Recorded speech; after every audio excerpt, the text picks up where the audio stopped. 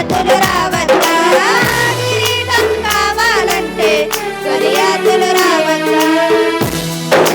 శ్రమలే నా అతిశయం, శ్రమలోనే ఆనందం, శ్రమలయందే ఉత్సాహం, విశ్వాసమే నా బలం.